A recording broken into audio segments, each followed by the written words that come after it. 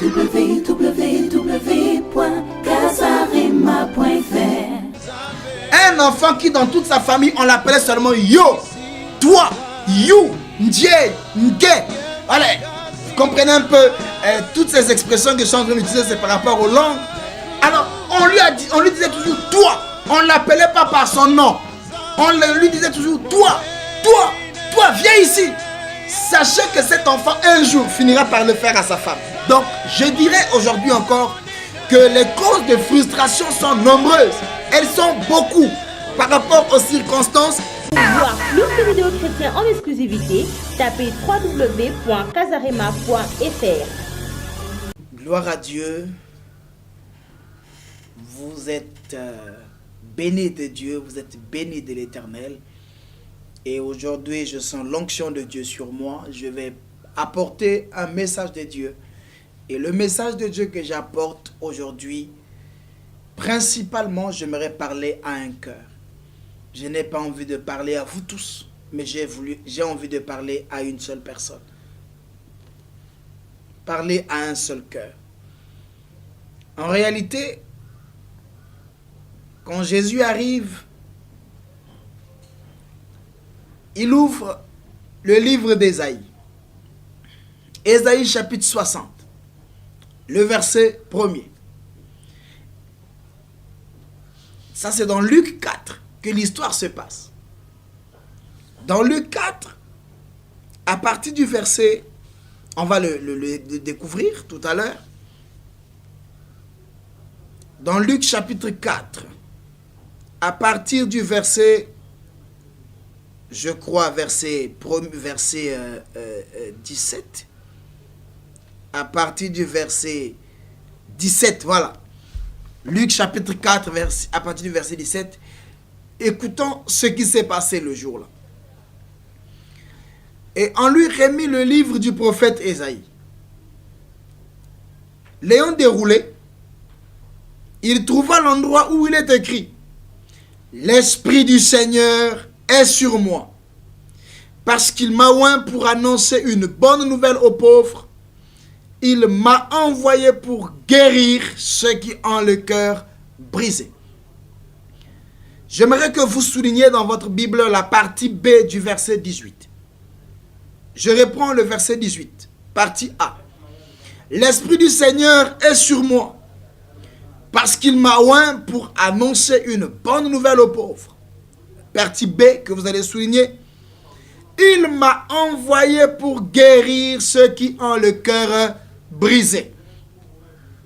Et donc, je disais tout à l'heure d'entrée de jeu que Jésus rentre dans le temple et on attendait le Fils de Dieu, on attendait le Sauveur.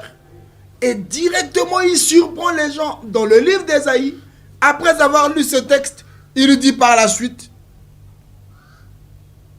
dans le verset 21, alors il commença à leur dire: aujourd'hui, cette parole de l'écriture que vous venez d'entendre est accomplie. Ça a créé le traumatisme et ça a commencé à bouleverser beaucoup de gens en Israël. Mais pourquoi? Simplement parce que Jésus était là en train de révéler la partie importante de toute sa mission. La mission pour laquelle il avait été envoyé sur la terre, ce jour-là, il l'a dit, mais il l'a dit par la bouche d'un de ses envoyés qu'on appelle le prophète Ésaïe. Raison pour laquelle le thème de mon message aujourd'hui est intitulé « Libérez-vous des frustrations ». Libérez-vous des frustrations. Il dit: l'Esprit m'a oint pour guérir ceux qui ont les cœurs brisés. Un homme qui a un cœur brisé est un homme malade. Parce que les maladies ne sont pas que des maladies qui sortent sur la peau. Les maladies dont souffrent les hommes ne sont pas toujours des teigne, ne sont pas toujours des plaies. Mais il y a des vraies maladies qui gangrènent, qui tuent l'homme de l'intérieur, comme un petit feu, qui range l'homme et qui range l'homme. Une fois qu'il a fini de ranger l'homme de l'intérieur, ça commence à toucher le physique et c'est la fin de l'homme. Ces maladies s'appellent des blessures intérieures. Ça s'appelle des blessures intérieures que moi j'ai appelées ici par frustration. Et les causes de frustration sont nombreuses et les causes sont plusieurs à cause par différentes personnes, par différents environnements, par rapport à l'environnement où vous avez grandi. Ça dépend de diverses personnes, tout ça. Donc, bref, en parlant donc de libérer-vous des frustrations, je suis en train de penser encore au Seigneur qui dit, il est venu pour guérir ces gens de cœurs. Ces gens de cœurs frustrés.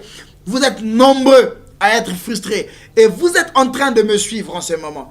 S'il vous plaît, je vous prie et je vous en conjure de suivre ce message avec beaucoup d'attention. Avant de continuer, j'aimerais vous raconter une petite histoire. Il y avait un homme qui habitait à Pointe-Noire. Et à Pointe-Noire, là-bas, le monsieur, il travaillait au PNUD. Et vous savez que les agents du PNUD, c'est des gens comme de la MONUSCO, de l'ONU. Donc, ils travaillent d'un pays à un autre. Et lui, le monsieur, il travaillait 14 jours. Et il se reposait 14 jours à Pointe-Noire. Et il travaillait au Gabon. Le monsieur était marié. Et après son mariage, le mariage, ça n'a pas marché. Le monsieur a divorcé. Après le divorce, le monsieur est resté avec 3 enfants. Suivez très bien cette histoire, s'il vous plaît. Le monsieur avait 3 enfants, donc 2 filles et un garçon. Donc des petits enfants âgés entre 3 et 8 ans. Qu'est-ce qui s'est passé? Le monsieur, après le divorce, vivait avec ses enfants.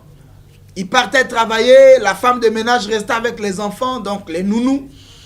Alors, le monsieur a regardé que la vie là, ce n'était pas normal qu'il continue à vivre comme ça. Il a divorcé quand même. Cela faisait déjà plus de 3 ans qu'il est resté célibataire. Il s'est dit, bon, je décide de refaire ma vie. Bon projet, bonne initiative, je vais refaire ma vie. Alors, qu'est-ce qui se passe? Le monsieur qui décide de refaire sa vie va rencontrer une femme et il va sympathiser avec cette femme. Il va faire à cette femme la promesse du mariage et la femme tombe d'accord. Ils ont vécu 1 année et demie de fiançailles. Écoutez très bien. 1 année et demie de fiançailles. Le monsieur fréquentait la femme fréquentait le monsieur. Quand ils se sont rencontrés, le monsieur a dit à la femme, moi là où tu me vois, j'ai 3 enfants. Je suis un divorcé. Donc le monsieur a commencé par dire à l'autre, donc à cette femme, sa vie du passé, pour mettre les choses au clair, pour éviter les frustrations futures. C'est là où j'arrive. Le monsieur a dit à la femme, moi j'ai 3 enfants, je vais refaire ma vie avec une femme qui va me supporter, avec mes 3 enfants, qui va m'aimer comme ça. La femme aussi dit à cet homme, il n'y a pas de problème, moi je suis prêt à faire ma vie avec toi, mais sache que avant que je ne sois avec toi, j'ai eu un enfant. La femme a dit ouvertement au monsieur que j'ai un enfant. Le monsieur a dit, bon, par rapport à mes moyens, par rapport à mon salaire, j'ai 3 enfants, toi tu as un enfant, donc si on se marie, on aura donc 4 enfants à la maison. Même si on doit en faire, on va faire des enfants, mais on saura équilibrer le foyer. Le monsieur fréquentait la femme, il se fréquentait, il partait chez la belle famille. C'était vraiment l'ambiance. Et la date du mariage arrivait, le monsieur va finalement épouser sa femme. Ils vont commencer à habiter ensemble à Pointe-Noire. Et comme d'habitude, après le repos, après le mariage, le monsieur décide de faire quoi? De partir au travail au Gabon. Là où il travaille à Libreville. Il part à Libreville, il travaille. Il a laissé la femme avec les enfants. Quand le monsieur part à Libreville, derrière lui, qu'est-ce que la femme fait? La femme qui avait dit qu'elle n'avait qu'un seul enfant va prendre son 2e enfant qui était dans une autre maison, chez un autre monsieur, et amène à la maison. Quand le mari quitte le Gabon, arrive, la journée, il trouve à la maison, il y avait des enfants, mais il y avait un autre nouveau enfant. Le monsieur s'est dit, bon, certainement que c'est l'enfant d'un voisin ou d'un visiteur, certainement que l'enfant partira le soir. Le soir arrivé, l'enfant n'est pas en train de partir. Le monsieur appelle sa femme pour dire, mais qui est cet enfant? Oh chérie, je vais t'expliquer. La nuit, la femme explique à son mari et dit, non, tu vois, je n'avais pas voulu te dire avant, Sinon aussi, en dehors du premier enfant que je t'avais dit, ça c'est mon enfant. Le monsieur dit, ah, mais pourquoi tu ne me l'avais pas dit au départ? Moi, je t'avais dit ouvertement que j'avais 3 enfants. Pourquoi toi, tu ne me l'as pas dit avant? Non, chérie, en tout cas, excuse-moi, pardon, accepte-le seulement. Le monsieur a accepté. Donc, le monsieur avait 3, la femme a amené 2, ça faisait déjà 5 dans la maison, au moins d'une année. Le monsieur repart au travail au Gabon. La femme va prendre un 3e enfant, amène encore à la maison. Et finalement, pour ne pas tirer avec le temps, la femme avait 8 enfants. 8. Et parmi les 8 enfants, la femme s'est arrangée à amener tous les 8 enfants à la maison. Et le monsieur a regardé, le monsieur était perdu. Il cherche des pasteurs, il cherche des conseils auprès des amis. Les amis lui disent, il faut divorcer avec cette femme, elle est sorcière. Les parents disent, nous on ne peut pas supporter une belle fille comme ça. Donc le dernier recours de cet homme était devenu des pasteurs, donc l'église. Et c'est finalement comme ça que il tombe, le monsieur tombe entre les mains d'un pasteur et le pasteur lui dit, la Bible dit, Marie, aimez vos femmes. Le principe de aimer vos femmes va commencer à tourmenter ce monsieur qui était dans un dilemme parce que tout le monde lui disait divorce, mais lui, en tant que chrétien, il disait, je ne peux pas à cause de ça divorcer avec ma femme. Et voilà comment la frustration est rentrée dans le foyer et le monsieur avait perdu toutes les raisons de la joie dans sa maison. À cause de quoi? À cause de ces actes qui ont été posés par sa femme. Ça, ce n'est pas une histoire lue dans un livre, mais c'est une histoire dont j'ai été témoin à Pointe-Noire il y a quelques mois. Donc, je dirais aujourd'hui encore que les causes de frustration sont nombreuses. Elles sont beaucoup par rapport aux circonstances, par rapport aux événements. Mais retenez une chose, que les cœurs sont souvent blessés à cause des gens qui sont insatisfaits de la vie, insatisfaits de ce que Dieu, ils sont insatisfaits de ce que Dieu fait. Des gens qui pensent qu'ils devaient être à un endroit, qui devaient être placés quelque part, mais qui n'ont pas été placés. Des gens qui s'attendaient aux applaudissements à un moment et qui n'ont pas reçu des applaudissements. Cela peut bouleverser le cours de leur vie et cela peut introduire des frustrations dans leur vie. Jésus dit, il est venu guérir ceux qui ont des cœurs brisés. Il est venu guérir les frustrés. Et vous savez, la maladie de l'homme moderne, c'est la frustration. Les gens modernes souffrent de la frustration. Beaucoup, ils souffrent des ennuis. Les maladies, il y a des maladies qui amènent les gens à l'hôpital, mais il y a des maladies, quelqu'un n'a pas besoin d'être à l'hôpital, mais il souffre. Il ne va pas à l'hôpital, mais il souffre dans son cœur. Pourquoi? Parce que les problèmes qu'il rencontre, les coups de la vie qu'il rencontre, le forgent, lui donnent un nouveau caractère. Il a un cœur brisé, un cœur blessé, et au fur et à mesure, il change de comportement. Quelqu'un qui attendait qu'on l'applaudisse, quelqu'un qui attendait qu'on le félicite, on ne l'a pas félicité, on ne l'a pas applaudi, il attendait un poste, il n'a pas eu ce poste. Attendez-vous aux frustrations dans les jours qui arrivent. Et donc, tout à l'heure, j'avais dit que les frustrations arrivent aussi souvent dans la vie des gens qui se comparent envers les autres en fonction de leur âge ou en fonction de leur position sociale. Il y a des gens toute leur vie, ils ne savent que se comparer à d'autres personnes. Ils disent, moi par rapport à mon âge, et quand je vois les autres, la façon que les autres prospèrent, donc moi je suis en retard. Frère, j'aimerais vous poser la question, vous êtes en retard par rapport à qui? Par rapport à quoi? Le jour où vous êtes né, est-ce que dans la maternité où vous étiez né, vous avez écouté une voix crier, avant Marc, prêt, partez? Il n'y a pas quelqu'un qui vous avait dit, avant Marc, prêt, partez. Non, la vie, vous êtes né seul. Dieu connaît le cours de votre vie.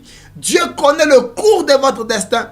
Dieu connaît pourquoi certaines choses vous manquent. Dieu connaît pourquoi certaines choses l'embinent. Dieu connaît pourquoi certains troubles arrivent dans votre vie. Simplement parce qu'il maîtrise le cours des événements de votre vie. Donc vous n'avez pas à vous comparer avec quelqu'un. Vous êtes né seul. Vous êtes une pièce unique. Vous êtes un homme seul. Même si vous êtes né jumeaux. Mais votre ADN prouve à suffisance que vous êtes unique. Parce que même les jumeaux ont des ADN différents. Ils ont des empreintes digitales différentes. Donc, vous êtes né seul, vous allez vivre certains événements seuls et vous allez mourir seul. Vous allez aller au ciel seul. Voilà ce que j'aimerais dire à quelqu'un aujourd'hui. Des gens qui ne se sentent pas aimés. Les causes de la frustration. Des gens qui ne se sentent pas aimés. Donc lui, toute sa vie, dans son enfance, il sent que c'est quelqu'un qui est en manque d'amour. Il est en carence d'amour. Et vous savez que si vous n'avez pas été un bon frère ou un bon grand frère, vous ne serez jamais un bon mari. Si vous n'avez jamais été une bonne grande sœur ou une bonne sœur, vous ne serez jamais une bonne épouse. La Bible dit qu'on ne donne que ce qu'on a. Et quand vous n'avez pas vécu dans un environnement où vous avez connu l'amour, sachez que la plupart des gens qui ont grandi dans des environnements où on les a privés d'amour, eux aussi, en leur tour, privent à leur environnement qu'ils vont créer de l'amour. Ils vont priver de l'amour à leur environnement. Raison pour laquelle, dans les foyers où l'enfant, un garçon n'a pas été chéri, s'il n'a pas connu un autre environnement, c'est difficile qu'il puisse chérir la femme qu'il a épousée. Parce qu'il n'a pas connu ça. L'enfance ou les familles dans lesquelles nous naissons sont comme des endroits où Dieu nous envoie en stage, où nous apprenons comment vivre, et ce que nous apprenons, c'est ce que nous redonnons aux autres quand nous aussi nous devenons responsables des familles. Un enfant qui dans toute sa famille, on l'appelait seulement yo, toi, you, ndje, nge. Allez, vous comprenez un peu toutes ces expressions que je suis en train d'utiliser, c'est par rapport aux langues. Alors, on lui disait toujours toi. On ne l'appelait pas par son nom. On lui disait toujours toi, viens ici. Sachez que cet enfant, un jour, finira par le faire à sa femme. Il finira même par mégarde, même par malattention, le faire à son enfant, le faire à sa femme ou le faire à son mari. Parce que ce sont des choses qu'on a inculquées dans son esprit. Raison pour laquelle quand le Seigneur arrive dans notre vie, le Seigneur doit commencer par traiter le problème du cœur. Nous avons connu des douleurs, nous avons vécu dans des environnements qui nous ont privé beaucoup de choses. Alors nous sommes dans l'obligation de dire à Dieu, Seigneur, guéris mon cœur. Raison pour laquelle quand Jésus arrive, il dit, Dieu m'a oint pour régler le problème de votre cœur. Votre cœur qui a toujours été blessé, votre cœur qui a toujours été insatisfait, je suis venu pour vous, pour ça. Dans les environnements où les gens ont été toujours brimés, on les a toujours brimés, ils n'avaient jamais chance, et plutôt ils n'avaient jamais raison. Dans les environnements où les gens, il y avait l'injustice. Quand on achetait une chaussure pour un enfant, on n'achetait pas pour toi. Et donc cela pouvait aussi créer des choses dans ton cœur, et cela pouvait aussi te frustrer dans plusieurs choses, et tu as grandi avec cette frustration. Il y a beaucoup de gens qui n'ont pas encore pardonné leurs parents à cause des injustices qu'ils ont vécues dans leur enfance. Alors le Seigneur dit qu'il est prêt à te libérer de ce genre de choses. Des gens aussi qui sont frustrés, ce sont des gens qui ont raté des promesses de mariage. Ils ont vu ils ont reçu des promesses de mariage tellement. On leur a dit tellement que je vais t'épouser. Au finish, on les a abandonnés. Alors cela crée comme une colère dans leur cœur. Mais cette colère qui ne dit pas son nom finit par se manifester comme une frustration. Vous allez écouter quelqu'un qui va vous dire, moi je ne vais plus me marier dans ma vie. Mais qu'est-ce qui t'a dit que tu ne vas pas te marier? Non, le mariage n'est pas mauvais. Tu vas seulement tomber sur une mauvaise personne. Il n'y a que de mauvaises personnes, mais il n'y a pas de mauvais mariage. Il n'y a pas de mauvaises femmes, il n'y a pas de mauvais mariage, mais il n'y a que de mauvaises personnes, il n'y a que de mauvaises femmes, il n'y a que de mauvais hommes. Donc, en réalité, on ne peut pas généraliser les choses. Le Seigneur, quand il arrive, il a regardé le peuple d'Israël. Regardez, dans le livre de Nombres, chapitre 11, verset 4. Là, le Seigneur est en train de nous montrer le cliché d'un peuple. Et le peuple là était un peuple meurtri. Ils sortent de l'Égypte, meurtris de la douleur de l'esclavagisme. Ils arrivent dans le désert, Dieu parle à Moïse, et ceux qui n'étaient pas contents d'attendre Moïse, quand il était sur la montagne, ont commencé à murmurer. Ils ont commencé à dire des choses contre Dieu. C'est ça. Quand vous êtes dans un environnement où les gens sont frustrés, vous les remarquerez. Ils ne sont jamais contents. 2, ils vont murmurer. 3, ils vont se plaindre. Ils ne sont jamais contents ni du travail qu'ils font, ni de ce qu'on leur paye. Ils ne sont contents de rien. Il n'est pas content de sa vie, il n'est pas content de ce qu'il mange, il n'est pas content du métier qu'il a choisi. Et c'est un éternel frustré. Un éternel frustré. Les gens qui voient leur âge passer entre les mains d'autres personnes, en fait tout pour lui. Et quand il commence à se rendre compte par rapport à son propre âge, qu'il n'a rien, il n'a ni fourchette, il n'a ni lit, il n'a rien, il commence à regarder son âge, il va se dire non, c'est pas possible. Et cela peut commencer à créer un nouveau comportement au-dedans de lui. Et souvent aussi, des problèmes, la frustration, des gens qui n'arrivent pas à dire leurs problèmes. Les gens aussi, la frustration aussi vient par là. Tu me vois, au lieu que tu me parles, ce que tu as dans ton cœur là, tu le gardes. Au lieu de me le dire, tu le traînes dans ton cœur. Mais j'aimerais te dire une chose, regardez. Quand tu as un problème contre quelqu'un, le problème, ce n'est pas dire le problème à la personne. Mais le problème, c'est garder le problème dans ton cœur. Quelqu'un qui garde le problème dans son cœur se fait mal lui-même. Parce que quand tu dis à quelqu'un d'autre, les gens disent non, toute vérité n'est pas bonne à dire. Mais le Seigneur a dit, vous connaîtrez la vérité. Et la vérité vous rendra libre. L'une des façons de se libérer, c'est de savoir dire les choses qui vous font mal dans votre cœur. Ça peut être au travail, ça peut être envers votre mari, ça peut être envers votre pasteur. Des choses que vous voyez, c'est ce qui tue le problème, c'est l'Africain. L'Africain en réalité est l'Africain est on dirait par nature frustré. Parce que vous allez voir les Africains, ils voient des problèmes qui se passent dans leur pays. Ils sont incapables de parler, ni d'utiliser les télévisions pour parler. Ils préfèrent parler dans leur cœur ou dans un petit coin. Et c'est comme ça que la société africaine se décime. La société africaine aujourd'hui crée de nouveaux comportements à cause des gens qui n'ont pas la liberté d'expression. Ils ne peuvent pas parler parce que tout chez eux s'arrête dans leur cœur. Et quand ils ont des problèmes dans le cœur, sachez qu'à partir de là, ils peuvent faire du mal à quelqu'un. Et c'est ce qui s'est passé avec Caïn et Abel. Caïn était frustré. Si Caïn n'était pas un frustré, il n'aurait pas tué son frère Abel. Qu'est-ce qui manquait à Caïn? De dire, Seigneur, je te rends grâce d'avoir rejeté mon offrande et d'accepter celui d'Abel. Mais parce qu'il a été contre le succès de son frère, contre l'agrément de l'offrande que Dieu avait agréé son frère, il a fini par faire quoi? Par le garder dans son cœur. Et n'étant pas capable de le dire, il a fait quoi? Cette frustration l'a amené à tuer son frère. Il y a beaucoup de gens frustrés qui tuent. Ils ont tué des gens sans le savoir. Ils ont bloqué les gens dans leur cœur. Ils ont ensorcelé les gens sans le savoir. Et par conséquent, ils deviennent des gens maudits et frustrés. Donc, beaucoup de gens aussi, ils passent tout leur temps à critiquer, à murmurer. Ils disent des choses, des gens qui n'ont même pas la maîtrise.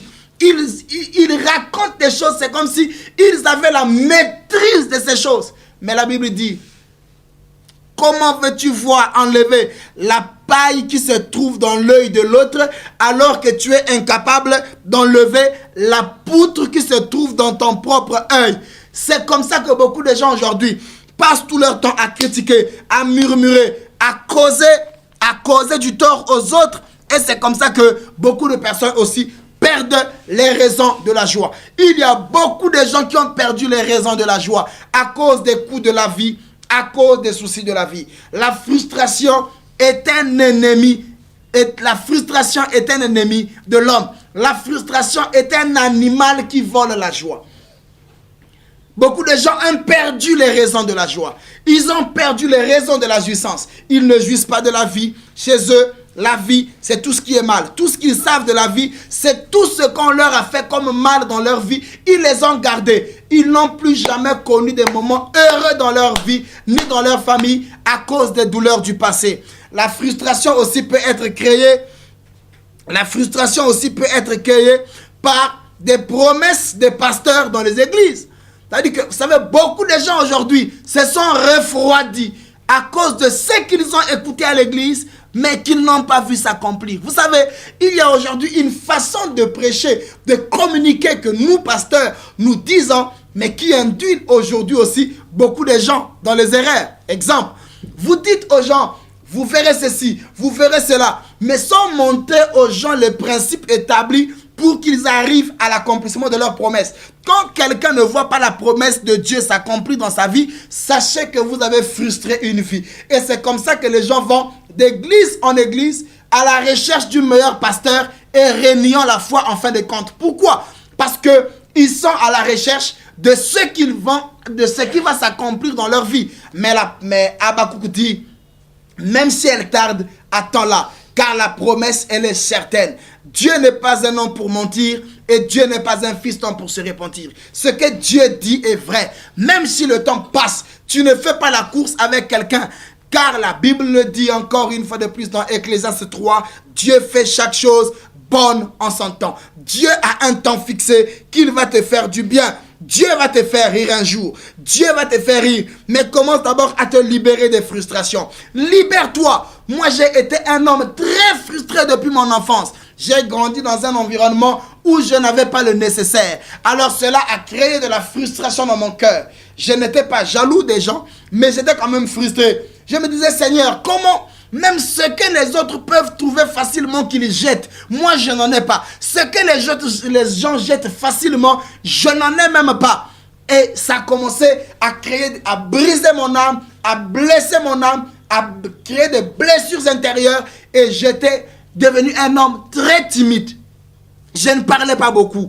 Et la frustration m'a enlevé l'envie de parler. Je m'ennuyais à tous les endroits. Partout où je pouvais être, je m'ennuyais. Je trouvais que tout ce que les gens disaient ne pouvait pas me satisfaire. Même à l'église, il y avait certaines prédications, quand le pasteur a prêché, ça ne me touchait pas. Parce que pour moi, je me disais, ça ne me concernait pas. Parce que j'avais un véritable problème qui était un problème du cœur. Vous savez, les vrais problèmes qui tuent les hommes, ce ne sont pas les problèmes qui s'affichent, mais ce sont les problèmes cachés, qui nous rangent, les problèmes que personne ne connaît, les problèmes qu'on n'a pas dit. Mais c'est pourtant ça qui nous range, ça nous détruit. Vous savez, lorsque l'ennemi veut détruire une personne, il ne commence pas par détruire les pieds et les mains, il commence par enlever la joie, à toucher la joie, à toucher son cœur, à te blesser, à te rappeler les mauvais souvenirs, à te faire miroiter tous les clichés que Dieu est incapable de te bénir, alors que c'est faux. Dieu est bien celui qui m'a redonné le courage. Dieu a guéri mon âme. Dieu a soulagé mes peines. Dieu m'a redonné le goût de vivre. J'ai retrouvé le sourire grâce à Jésus, simplement parce que j'avais compris que la frustration était une vraie maladie qui me tuait, qui enveloppait ma vie, et j'avais bel et bien besoin que le Seigneur me libère de ça. Alors j'aimerais aller lentement et sûrement vers la fin de mon message en disant comment faire pour se libérer des frustrations. Parce que la frustration, elle n'est pas physique, la frustration elle est spirituelle, c'est dans l'âme. L'âme est blessée. Et la première des choses, il faut commencer par demander à Dieu pardon. Il faut commencer par demander à Dieu pardon. Parce que vous ne pouvez pas chercher à rentrer dans une nouvelle vie avec Dieu sans commencer par la repentance. La repentance, c'est la porte par laquelle vous allez vous réconcilier avec Dieu. Regardez, quand un homme a passé toute sa vie dans les remords, a passé toute sa vie dans les plaintes, a passé toute sa vie dans les critiques, Dieu ne peut pas l'accepter facilement. Le Seigneur dit, venez tel que vous êtes, mais il ne dit pas de demeurer tel que vous êtes. Dieu a une façon de vous avoir. Dieu a une façon de vous voir. Et quand Dieu vous appelle, il peut créer des problèmes. Et quand les problèmes arrivent, les problèmes vous amènent vers lui. Mais il faut commencer par le commencement. Jésus a commencé son ministère en disant, repentez-vous. Et moi aussi dans mes prédications, je vous dirai toujours, repentez-vous. Et la repentance a 3 étapes. Il y a 3 étapes qui suivent, qui accompagnent et qui prouvent que la personne a décidé de se repentir. La première des choses, quand vous voulez vous repentir, pour vous libérer des frustrations, il faut commencer par renoncer. Renoncez à votre vie du passé. Renoncez à votre vie de péché. Vous avez beaucoup de temps. Passez votre vie en tant que 2e femme, 3e femme de quelqu'un. Mais écoutez, j'aimerais vous dire une chose, que tout celui qui est 2e femme de quelqu'un, 2e femme veut dire simplement qu'on n'a pas de place. Ça veut dire que Il n'y a aucune place pour vous. C'est pour ça que vous êtes deuxième. Or, il y a une place que Dieu a réservée pour vous. Il y a un homme qui vous a déçu et ça a créé une frustration dans votre cœur. Mais la première des choses, commencez d'abord par renoncer à votre vie du passé, à votre vie du péché. Là où vous êtes peut-être en train de me suivre. Parfois que vous êtes entre les mains, entre les bras d'un homme qui ne vous appartient pas. Vous savez que cet homme est marié, mais vous continuez avec votre vie de péché, sachant que cet homme va vous garantir votre pain. Mais oui, il va garantir votre pain, mais entre-temps, vous êtes en train de briser un foyer quelque part. Laissez-moi vous dire aujourd'hui que Dieu vous appelle à une vie de repentance. Si vous voulez vous libérer des frustrations, renoncez à votre vie du passé. Renoncez à vos péchés. Demandez pardon à Dieu. Pleurez pour vos péchés. Car le ciel existe. Mais sachez que les frustrés finissent par devenir des hypocrites. Et la Bible dit que les hypocrites n'hériteront pas le royaume. Un hypocrite, c'est quelqu'un qui a double face. Il rit avec toi et il t'empoisonne. Il rit avec toi et il t'enfonce le couteau. Mais en réalité, ça c'est la vie des gens frustrés. Ils se ressemblent beaucoup aux Caïens. Il voit le frère faire, le frère réussit, il devient son ennemi, il applaudit aujourd'hui et demain il empoisonne. Ça c'est les conséquences des frustrés. Il faut demander pardon à Dieu pour votre vie. La deuxième des choses qui vous amène sur la vie de la repentance, la deuxième des choses, c'est la réparation. La réparation. Un homme qui se répand, répare ses fautes. Vous savez, nous avons commis beaucoup de fautes dans notre vie, et ce sont ces fautes-là qui nous ont frustrés. Ce sont nos erreurs qui ont créé des blessures au-dedans de nous parfois. Mais regardez, un homme qui prie et qui dit qu'il prie et qui n'a rien réparé, je remets en doute sa vie de chrétienté. Nous avons fait des erreurs parfois. Un homme qui prie avant qu'il ne prie a enceinté une femme et a renié cette grossesse. L'enfant est né. Et l'homme là commence à prier. Il a rencontré le Seigneur. Et il dit aux gens que je me suis repenti. Mais le signe de la repentance, c'est la réparation. Il doit aller reconnaître cet enfant qu'il avait abandonné. Beaucoup de gens disent que je prie, je me suis repenti. Mais ils ont réparé quoi dans leur vie? Il y a des gens, quand ils étaient païens, ils se sont battus. Ils ont fait tellement de dégâts dans certaines familles, dans certains quartiers, qu'il n'avait même plus accès sur certaines ruelles. Un homme qui se convertit, qui se répand, on doit le sentir même sur sa liberté dans ses promenades.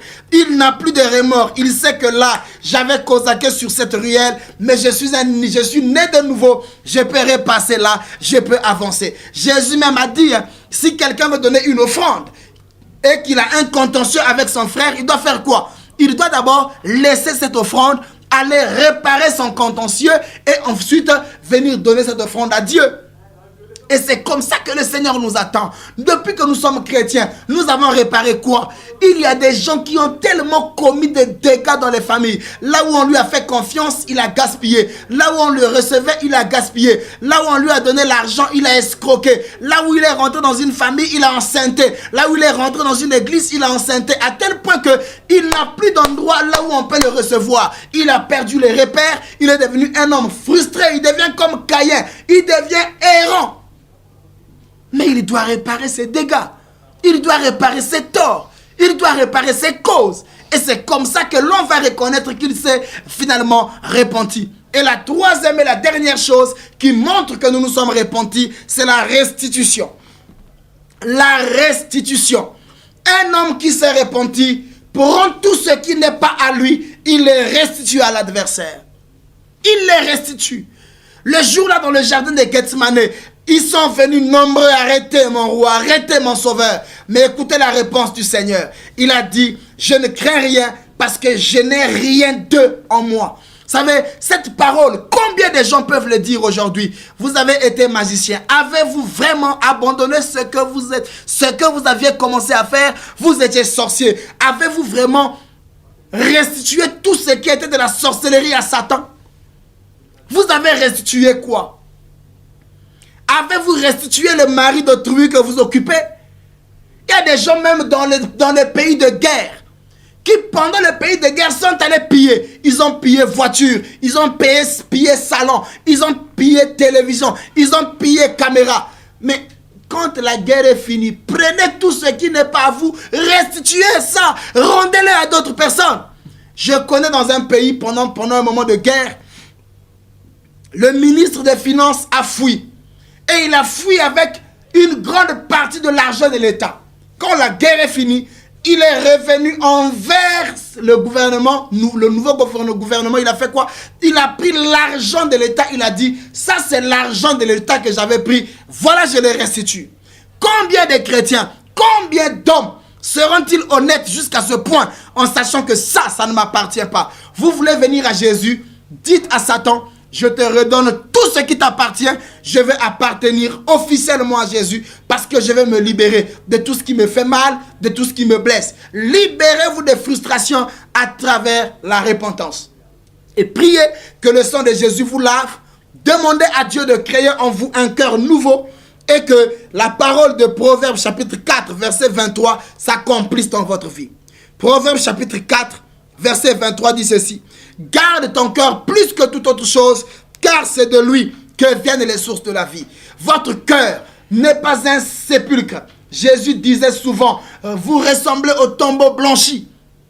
Au tombeau blanchi. En haut, vous avez des carreaux, mais en bas, vous n'êtes que des squelettes. Et c'est comme ça que beaucoup de gens se retrouvent. Des femmes qui gardent rancune contre leur mari. Il dit à son mari, je t'ai pardonné par rapport à ce que tu as fait. Mais 20 ans après, quand le mari déconne un peu, la femme lui rappelle les problèmes qu'il avait dit il y a 20 ans que je t'avais pardonné. Non, nos cœurs ne sont pas des cercueils. Disons à Dieu, Seigneur, crée en moi un cœur nouveau. Et David, l'homme selon le cœur de Dieu, disait souvent, Seigneur, sonde mon cœur. Quelle prière! Dieu qui connaît tout. Comment David peut dire à Dieu de sonder le cœur? Seigneur, rentre dans les profondeurs de mon cœur. Regarde tout ce qui ne va pas bien. Seigneur, guéris mon cœur. Libère mon âme. Car un homme libéré dans son âme peut enfin faire des exploits dans son physique. Car nous sommes sauvés à 3 étapes.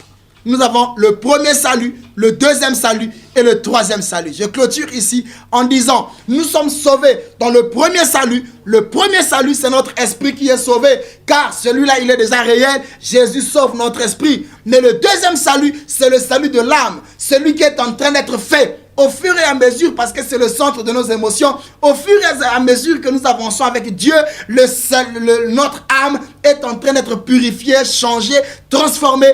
Et le dernier salut que nous attendons, c'est le salut du corps, qui ne viendra que par la résurrection, car le Christ dit, à un moment donné, tous ceux qui sont morts en Christ se joindront aux vivants en Christ en ce moment, et nous revêtirons des corps incorruptibles. En esprit, je suis sauvé.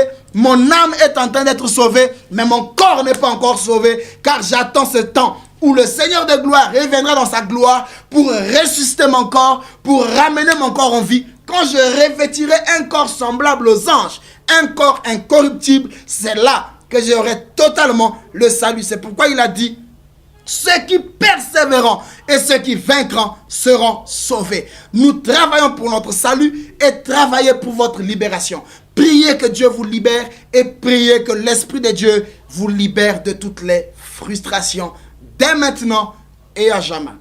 Mais pour le faire, j'aimerais me séparer avec vous par une prière. Seigneur, ils sont nombreux en train de verser peut-être des larmes, en train de sentir le remords d'une vie de péché qu'ils n'arrivent pas à abandonner. Au-dedans d'eux, ils sont malades, mais personne physiquement ne le sait. D'autres qui sont malades physiquement vont directement à l'hôpital dire aux médecins. Mais eux qui sont frustrés, c'est-à-dire malades de l'intérieur, ne savent à qui parler.